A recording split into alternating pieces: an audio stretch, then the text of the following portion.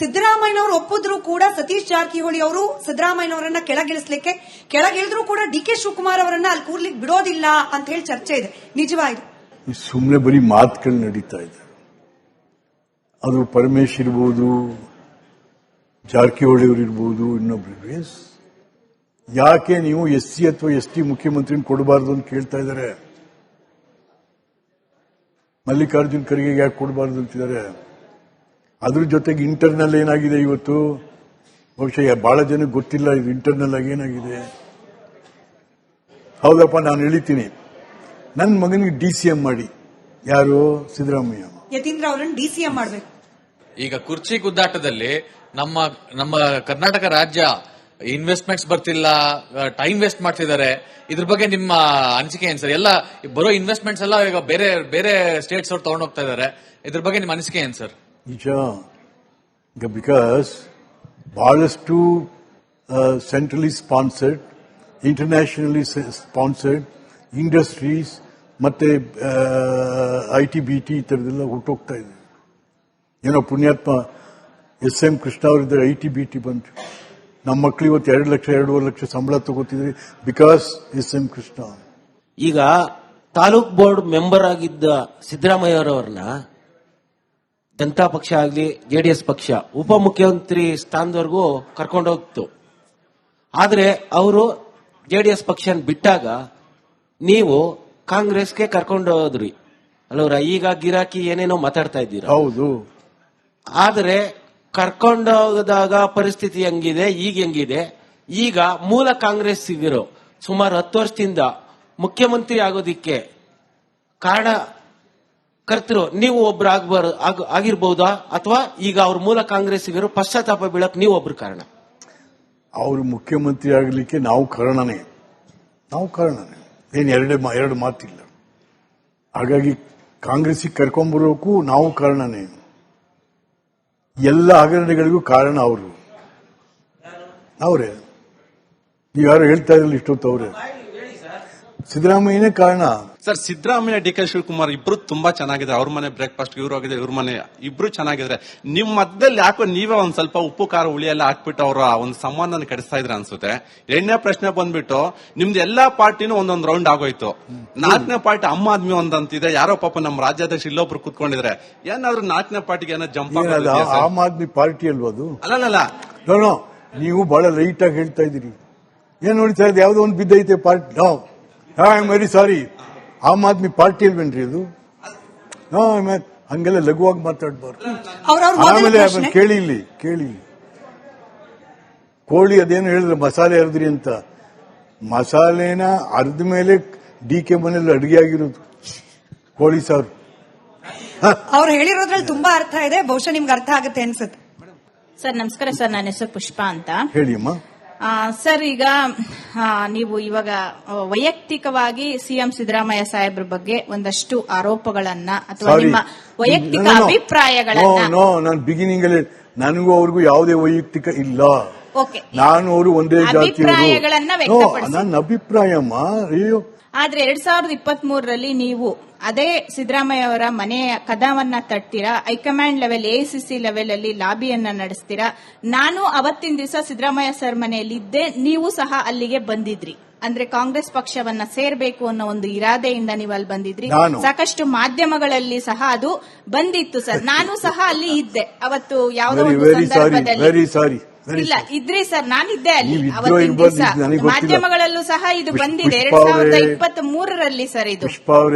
So high command ಮಟ್ಟದಲ್ಲಿ ನೀವು lobby ನಡೆಸ್ತೀರಾ, Siddaramaiah ಅವರ ಮನೆ ಕದವನ್ನ ತಟ್ತೀರಾ. ಅಲ್ಲಿ ನಿಮಗೆ ಬೇಕಾದಂತ ಅವಕಾಶಗಳು ಸಿಗದೆ ಇದ್ದಾಗ ನೀವು ಈ ತರ ಒಂದು ಅಭಿಪ್ರಾಯವನ್ನ ವ್ಯಕ್ತ ಮಾಡ್ತಿದ್ದೀರಾ. ಡೋಂಟ್ ಟೆಲ್ ಲೈ. ನಾನೇನ್ ಸಿದ್ದರಾಮಯ್ಯ ಮನೆ ಬಾಗಿಲು ತಟ್ಬಿಟ್ಟು ಅಧಿಕಾರಕ್ಕೆ ಬಂದಿರಲಿಲ್ಲ ರೀ, ಅಧಿಕಾರಕ್ಕೋಸ್ಕರ ಬಂದಿರಲಿಲ್ಲ ರೀ. ನಾನು ಅಧಿಕಾರ ಕೊಡಿಸ್ತವನವ್ರಿಗೆ. ಸುಮ್ಮನೆ ಮಾತಾಡಬಾರ್ದು, ಗೊತ್ತಿದ್ದು ಮಾತಾಡಬೇಕು. ನಾನು ಸಿದ್ದರಾಮಯ್ಯನ ಬಾಗಿಲು ತಟ್ಟಿದ್ದು, ಅದಕ್ಕೆ ಸಿದ್ದರಾಮಯ್ಯನ ಮನೆ ಬಾಗಿಲು ತಟ್ಟಿ ಅವನು ಈಚೆ ಕರ್ಕೊಂಡ್ಬಂದು ಅಧಿಕಾರ ಕೊಟ್ಟಿರೋಳು ನಾನು. But my blood is with Congress, I will also like to join Congress ಅಂತ ಹೇಳಿ ನೀವೇ ಹೇಳಿದ್ರಿ. My blood is associated with Congress, I want to be in Congress ಅಂತ ಹೇಳಿ ನೀವೇ ಒಂದ್ಸತಿ ಹೇಳಿದ್ರಿ. ಯಾವಾಗ? ಹಿಂದೆ. 40 ವರ್ಷಗಳಿಂದ ನೀವು ಕಾಂಗ್ರೆಸ್ ಅಲ್ಲಿ ಇದ್ರಲ್ಲ, ಈಗ ಇದು ಹಿಡ್ಕೊಂಡಿದ್ರಲ್ಲ, ಏನ್ ಅನಿಸ್ತದೆ ನಿಮ್ಗೆ ಅಂತ? ಹೌದ್ರಿ, ನಾನು ಕಾಂಗ್ರೆಸ್ನಲ್ಲಿ 40 ವರ್ಷಗಳಿಂದ ಇದ್ದವನು. ಇಂದಿರಾ ಗಾಂಧಿ ನನ್ನ ತಾಯಿ ಅಂತ ಹೇಳ್ತೀನಿ ಇವತ್ತು ಕೂಡ. ಇದು ಜೆಂಡಾ ನಿಜ. ಈ ಜೆಂಡಾ ಬದಲಾವಣೆ ಆಗ್ತವೆ, ನನ್ನ ಅಜೆಂಡಾ ಬದಲಾವಣೆ ಆಗಲ್ಲ. ನನ್ನ ಅಜೆಂಡಾ ಕೊನೆಯ ಮನುಷ್ಯನನ್ನು ತಲುಪಬೇಕು ಅಂತಕ್ಕಂಥ ನನ್ನ ಅಜೆಂಡಾ ಬದಲಾವಣೆ ಆಗಲ್ಲ. ಈ ಜೆಂಡಾ ಬದಲಾವಣೆ ಆಗ್ತವೆ ಬಿಟ್ಟು. ಸಿದ್ದರಾಮಯ್ಯನವರು ಸರ್ಕಾರದಲ್ಲಿ ಒಂದು ಶಂಕುಸ್ಥಾಪನೆ ಕೂಡ ಆಗಿಲ್ಲ ಕಾಮಗಾರಿದು. ಮತ್ತೆ ಈಗ ಮೆಕ್ಕೆಜೋಳ ರೈತರು ಹೆಚ್ಚಿನ ಹೋರಾಟ ಮಾಡ್ತಿದ್ದಾರೆ. ಅದಕ್ಕೆ ಅವರು ಪ್ರತಿಧ್ವನಿಯಾಗಿ ನಿಲ್ಲಬೇಕಾಗಿತ್ತು. ಇಲ್ಲಿ ಇವರು ಕುರ್ಚಿ ಕದನ ಮಾಡ್ತಿದ್ದಾರೆ. ಅವರು ಎಲ್ಲಿ ಪಲಾವ್ ತಿಂದ್ರು, ಯಾವ ಚಿಕನ್ ತರಿಸಿದ್ರು, ಯಾವ ನಾಟಿ ಕೋಳಿ ತರಿಸಿದ್ರು ಅದು ಬೇಕಾಗಿರ್ಲಿಲ್ಲ. ನಿಜವಾಗ್ಲೂ ನಿಮ್ಮನ್ನ ನಾನು ಅಪ್ರಿಶಿಯೇಟ್ ಮಾಡ್ತೀನಿ. ನೀವು ಹಳ್ಳಿ ಹಕ್ಕಿ ಅಂತ ಏನೋ ನಿಮಗೆ ಬಿರುದಿದೆ. ಆದ್ರೆ ಇಲ್ಲಿ ಪ್ರಸ್ತುತ ನಮ್ಮ ಗೌರ್ಮೆಂಟ್ ಸ್ಕೂಲ್ಗಳು 45,000 ಶಾಲೆಗಳನ್ನ ಮುಚ್ಚುತ್ತಾ ಇದ್ದಾರೆ ಸರ್, KCA ಮ್ಯಾಗ್ನೆಟ್ ಅಡಿಯಲ್ಲಿ. ಆ ತರ ವಿಚಾರಗಳ ಬಗ್ಗೆ ನಿಮ್ಮಂತ ಹಿರಿಯರು ಸಿದ್ದರಾಮಯ್ಯನವ್ರ ಗಮನಕ್ಕೆ ತರಬೇಕು. ಅದು ಯಾವುದು ಕೂಡ ಯಾವುದೇ ಅಧಿಕಾರಿಗಳಾಗ್ಲಿ ಯಾವುದೇ ಮಿನಿಸ್ಟರ್ಗಳು ಮಾಡ್ತಾ ಇಲ್ಲ. ನಿಜವಾಗ್ಲೂ ಇದು ಏನು ಹಳ್ಳಿಗಾಡಿನಲ್ಲಿ ಇರುವಂತಹ ಕಾರ್ಮಿಕರು ಮತ್ತು ರೈತರು ಮಕ್ಕಳಿಗೆ ತುಂಬಾ ತೊಂದರೆ ಆಗತ್ತೆ. ಈ ಸ್ಕೂಲ್ ಮುಚ್ಚಬಾರದು ಅನ್ನೋದು ನನ್ನದು ನಿಮ್ಮ ಮುಖಾಂತರ ಮನವಿ. ಈ ತರ ವಿಚಾರಗಳನ್ನಿಟ್ಕೊಂಡು ನೀವು ಹೋರಾಟ ಮಾಡಬೇಕು. ಸ್ವಾಗತಮ್ಮ. ಈಗ ನಾನು ಕೃಷ್ಣಾರ್ ಗೌರ್ಮೆಂಟ್ಲಿ ಶಾಲಾ ಶಿಕ್ಷಣ ಸಚಿವನಾಗಿದ್ದವನು. ಶಾಲಾ ಶಿಕ್ಷಣ ಸಚಿವನಾಗಿದ್ದಾಗ ಕರ್ನಾಟಕ ಭಾರತಕ್ಕೆ ನಂಬರ್ 1 ಆಗಿತ್ತು ಶಾಲಾ ಶಿಕ್ಷಣದಲ್ಲಿ. ಹಲವಾರು ವಿನೂತನ ಕಾರ್ಯಕ್ರಮಗಳನ್ನು ಕೊಟ್ಟು ಅವತ್ತಿನ ದಿವಸ ಮಕ್ಕಳಿಗೆ. ನೀವು ಇಲ್ಲೇನು ಪರವಾಗಿಲ್ಲ, ಉತ್ತರ ಕರ್ನಾಟಕಕ್ಕೆ ಹೋದ್ರೆ 7ನೇ ಕ್ಲಾಸ್ ಮೇಲೆ ಮುಂದಕ್ಕೆ ಹೋಗಕ್ಕಾಗಲ್ಲ. ಎಲ್ಲ MLAಗಳು ಸ್ಕೂಲು ಕಾಲೇಜುಗಳು 10,000 ರೂಪಾಯಿ ಕೊಡಬೇಕು. ಯಾರು ಕೊಡ್ತಾರೆ? ನಾನು ಇಡೀ ಉತ್ತರ ಕರ್ನಾಟಕವನ್ನು ಸುತ್ತಿ ಮೊದಲು ಅನ್ನ ಇಲ್ಲ ಮಕ್ಕಳಿಗೆ ಊಟ ಶುರು ಮಾಡಿಸ್ದೆ. ಮಕ್ಕಳಿಗೆ ಅನ್ನ ಶುರು ಮಾಡಿಸಿದ್ರು. ಆಮೇಲೆ ಒಂದೊಂದು ತಾಲೂಕಿಗೆ ಸರ್ಕಾರಿ ಹೈಸ್ಕೂಲ್ಗಳು ಕೊಟ್ಟು 10 ಹೈಸ್ಕೂಲ್ಗಳನ್ನ. ಇವತ್ತು 84 ಲಕ್ಷ ಮಕ್ಕಳು ಊಟ ಮಾಡ್ತಾ ಇದ್ದಾರೆ. ಸೊ ಬೇಕಾದಷ್ಟು ಕೆಲಸಗಳನ್ನ ಅವತ್ತು. ಬಟ್ ಇವತ್ತೇನಾಗಿದೆ, ಅವೆಲ್ಲ ಬಾಗಿಲಾಕೋ ಸ್ಥಿತಿ ಬಂದ್ಬಿಟ್ಟಿದ್ದಾವೆ. ಕಾರಣ ಯಾರು? ಕಾರಣ ಅಂದ್ರೆ ಪ್ರಸ್ತುತ ಸರ್ಕಾರಗಳ ಧೋರಣೆಗಳು ಆ ರೀತಿ ಆಗಿದ್ದಾವೆ. ಹಾಗಾಗಿ ಈಗ ನಮ್ಮ ಇರೋ ಶಾಲಾ ಶಿಕ್ಷಣ ಮಂತ್ರಿ ಕನ್ನಡವೂ ಬರಲ್ಲ ಅವ್ರಿಗೆ ಸರಿಗೆ. ಆಯ್ತು. ಹಾಗಾಗಿ ನಿಜ ತಾವು ಹೇಳಿದಾಗೆ ಇವತ್ತು ಈಗಾಗಲೇ ಸುಮಾರು 15,000ಕ್ಕೂ ಮೀರಿ ಸರ್ಕಾರಿ ಶಾಲೆಗಳು, ಕನ್ನಡ ಶಾಲೆಗಳು ಬಾಗಿಲಾಕಿದ್ದಾವೆ. ಇನ್ನೂ ಆಗ್ತಾನೂ ಇದಾವೆ. ಈಗ ನಮ್ಮ ಕರ್ನಾಟಕ ಇತಿಹಾಸದಲ್ಲಿ ಸುಮಾರು ಜನ ಮುಖ್ಯಮಂತ್ರಿಗಳು ಬಂದಿದ್ದಾರೆ, ಹೋಗಿದ್ದಾರೆ. ಬಟ್ ದಲಿತರಿಗೆ ಅವಕಾಶನೇ ಸಿಗ್ತಲ್ಲ ಸರ್. ನಮ್ಮ ಸಿದ್ದರಾಮಯ್ಯ ಅವರ ಪರವಾಗಿ ಮಲ್ಲಿಕಾರ್ಜುನ ಖರ್ಗೆ ಇದ್ದಾರೆ. ನಾವು ದಲಿತರು ಓಟ್ ಹಾಕಕ್ಕೆ ಮಾತ್ರ ಸೀಮಿತನಾ, ಇಲ್ಲ ಅಧಿಕಾರ ಹಂಚೋಕ್ಕೂ ನಮ್ಗೆ ಏನಾದ್ರು ಅವಕಾಶಗಳಿದೆಯಾ? ನಿಮ್ಮ ಅಭಿಪ್ರಾಯ ತಿಳಿಸಿ. ಇಲ್ಲ, ಖಂಡಿತ ನೀವು ಹೇಳೋದ್ರಲ್ಲಿ ಸತ್ಯ ಇದೆ. ಆಗ್ಲೇಬೇಕು ಅಂತಕ್ಕಂಥದ್ದು ಇದೆ. ಹಾಗಾಗಿ ನಿಮ್ಗಾಗ್ಲೇ ಹೇಳಿದ್ನಲ್ಲ, ಆವತ್ತು ಡೆಪ್ಯೂಟಿ CM ಆಗುವಂತ ಎಲ್ಲ ಯೋಗ್ಯತೆಗಳು ಪರಮೇಶ್ಗಿದ್ದು. ಸೋಲಿಸ್ತವ್ರು ಯಾರು?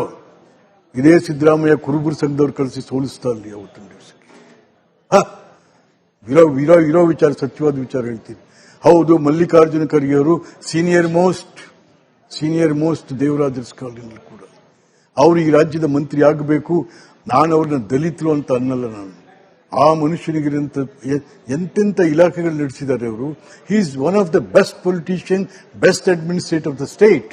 ಹಾಗಾಗಿ ಅವ್ರು ಆಗಬೇಕು. ಸರ್, ಸಂಜಯ್ ಅಂತ ನೀವು ಬಿಜೆಪಿ ಪಕ್ಷದ MLC, ನಿಮ್ ಪಕ್ಷದ ಬಾಗ್ಲೆ 100 ಬಾಗ್ಲಾಗಿದೆ. ನಮ್ಮ ಕಾಂಗ್ರೆಸ್ ಪಕ್ಷದ ಕಿಟಕಿ ಇಣಕ್ಕೆ ಯಾಕೆ ನೋಡ್ತಿದ್ದೀರಾ ಸರ್ ನೀವು? ನಾನು ಬರೀ ಎಲ್ಲಾ ಪಾರ್ಟಿನೂ ಹೇಳಿದೆ. ನಾನು ಒಂದು ಕಿಟಕಿ ಇಣಕ್ಕೆ ನೋಡಿಲ್ಲಪ್ಪ. ನಾನು ಹೇಳ್ದಲ್ಲ ಅವಾಗಲೇ, ನನ್ನ ಜೆಂಡಾ ಇದು. ನನ್ನ ಜೆಂಡಕ್ಕೆ ಇದಕ್ಕೆ ಪಾರ್ಟಿ ಇಲ್ಲ. ಇದಕ್ಕೆ ಈಗ ಭಾರತ ಸ್ವತಂತ್ರ ಆದಾಗ ಒಂದೇ ಜೆಂಡಾ ಅಲ್ಲೇನ್ರಿ? ಆಮೇಲೆ ಎಷ್ಟು ಜೆಂಡಾ ಬಂದು. ಬಟ್ ಎಲ್ಲರ ಧ್ಯೇಯ ಏನಪ್ಪಾ ಅಂದ್ರೆ, ಇಲ್ಲಿ ಬದುಕು ಮಾಡುವ ಯಾವುದೇ ಜಾತಿ, ಜನಾಂಗ, ಧರ್ಮ, ಭಾಷಿಕರ ಕಟ್ಟಕಡೆಯ ಮನುಷ್ಯನ ನೋವಿಗೆ ಸ್ಪಂದಿಸುವುದು ನನ್ನ ಅಜೆಂಡಾ ಅಷ್ಟೇ.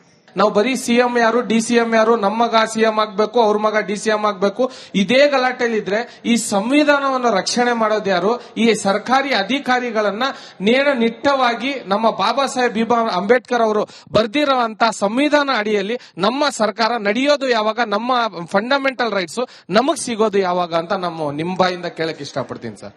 ಬಹಳ ಒಳ್ಳೆ ಪ್ರಶ್ನೆ ಕೇಳಿದ್ದೀರಾ. ನಿಜ, ಸ್ವಾತಂತ್ರ್ಯಾನಂತರದ ಭಾರತ ಆತ್ಮವೇ ಸಂವಿಧಾನ. ಪಾಪ ನಮ್ಮ ಮಹಾದೇವಪ್ಪ ಅಂತ ಒಬ್ಬ ಮಂತ್ರಿ ಇದ್ದಾರೆ. ಬೆಳಗ್ಗೆ ಎದ್ರೆ ಸಂವಿಧಾನ ಸಂವಿಧಾನ ಅಂತ.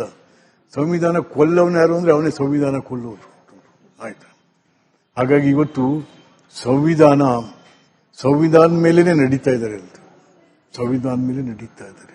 ನಮ್ಮ ಕಾಂಗ್ರೆಸ್ ಪಕ್ಷದ ಆಂತರಿಕ ಏನು ಕುರ್ಚಿ ಇದೆಯಾ ಅದು ನಾವು ಸಾಲ್ವ್ ಮಾಡ್ತೀವಿ. ಒಂದು ನನ್ನ ಇನ್ನೊಂದು ಪ್ರಶ್ನೆ ಏನಂತಂದ್ರೆ, ದಲಿತ ಪ್ರಧಾನಮಂತ್ರಿ ನೀವ್ಯಾಗ ಮಾಡ್ತೀರಿ? ಅರ್ಥ ಆಯ್ತು. ನನಗೆ 2 ಪ್ರಶ್ನೆನೂ ಅರ್ಥ ಆಯ್ತು.